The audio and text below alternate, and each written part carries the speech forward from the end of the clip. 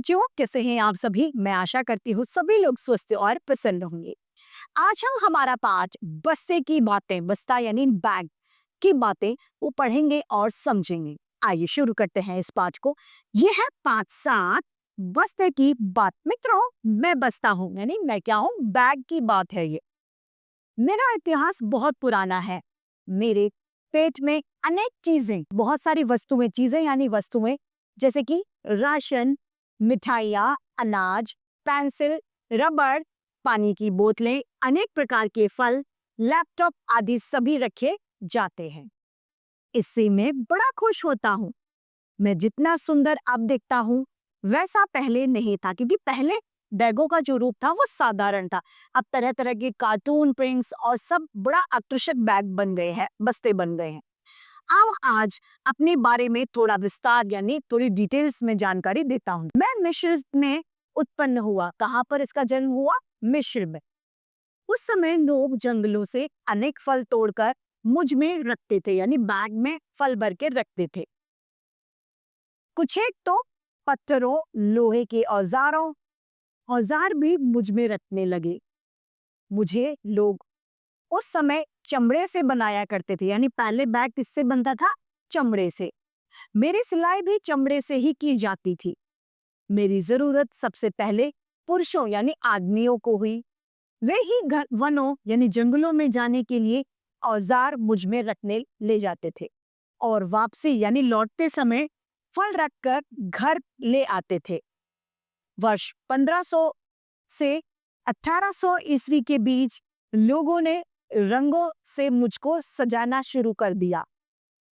उसमें मैं काफी सुंदर दिखने लगा, यानी अब बैग रंगने लगे गए और सुंदर हो गए। 16वीं शताब्दी में जब लोग मुझे पैसे रखने के लिए अपनी पोशाकों में जेब यानी अपनी पॉकेट के रूप में रखकर पहनकर चलने लगे, इससे मुझे बड़े गर्व की अनुभूति हुई।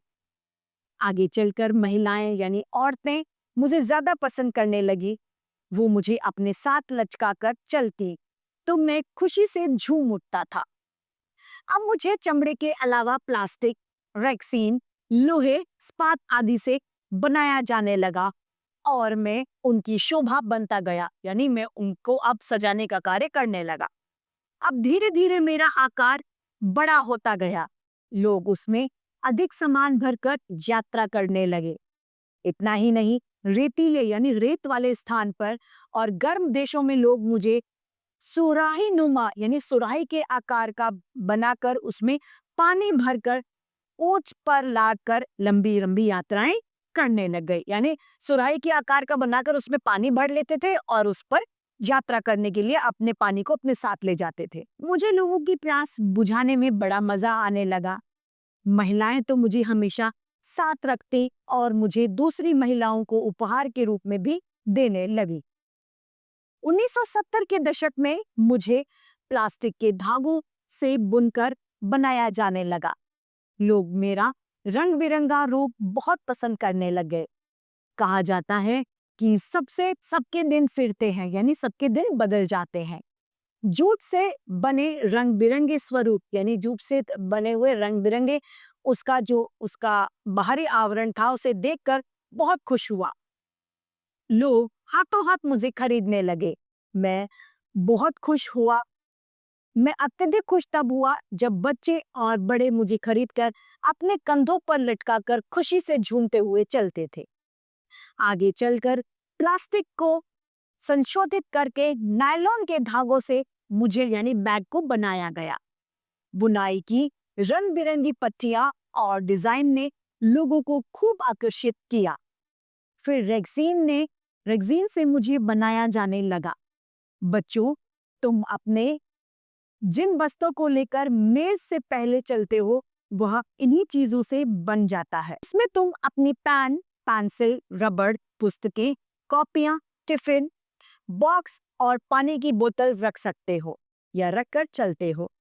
मैं तुम्हारी सभी चीजों को भीगने से बचाता हूँ। तुम मुझे अपनी पीठ यानी कमर पर लादकर बड़े प्यार से चलते हो, इसीलिए मैंने भी तुमसे दोस्ती कर ली। जिसने? बैग ने। आजकल तो office bag, laptop bag, polythene bag market bag आदि अनेक प्रकार के बैग बनने लगे हैं। कुछ विश्व प्रसिद्ध कंपनियां जैसे गुक्की, मिलानो आदि सुंदर और महंगे बैग बनाती हैं। इन बस्तों के लिए वे मॉडल से फैशन शो भी करवाती हैं। लोगों द्वारा आजकल प्लास्टिक का उपयोग कम करने से मुझे पॉलिथीन से बनाया जाने लगा। इस समय लोग जागरूक हो रहे हैं, अतः अब मैं अधिकतर कागज, टुकड़े और जूट से बनाया जाने लगा हूँ। इससे पर्यावरण को नुकसान यानी हानि कम पहुंचती है। मेरी सजावट भी इको फ्रेंडली रंगों से की जाने लगी है। लोग मुझे साथ रखने के लिए ललचाते हैं। विदेशों में तो मेरी सजावट बहुमूल्य यानी बहुत महंगे, बहुत ज्यादा मूल्य वाले सोने, चांदी और हीरो आदि से की जा रही है। इससे मेरी कीमत लाखों में पहुंच गई है। यह मेरे लिए बड़े गर्व और खुशी की बात है। अब तो तुम मेरे मित्र बन गए हो, इसलिए मैं तुमसे एक बात और कहना चाहूंगा कि तुम अपनी किताबें मुझ में रखकर भूलना नहीं। उन्हें पढ़ते रहना, अपना गृह कार्य यानी होमवर्क नियमित रूप से पूरा करते रहना। इससे मुझे और भी ज्यादा खुशी होगी। हाँ, बारिश के मौसम में अपनी छतरी को बंद करके मुझ पे रखना नहीं भूलना, क्योंकि वह हम दोनों को भीगने से बचाती है। अब बातें बहुत हो गई, चलो नहा धोकर नाश्ता करो और मुझे लेकर विद्यालय चलो यानी स्कूल चलो।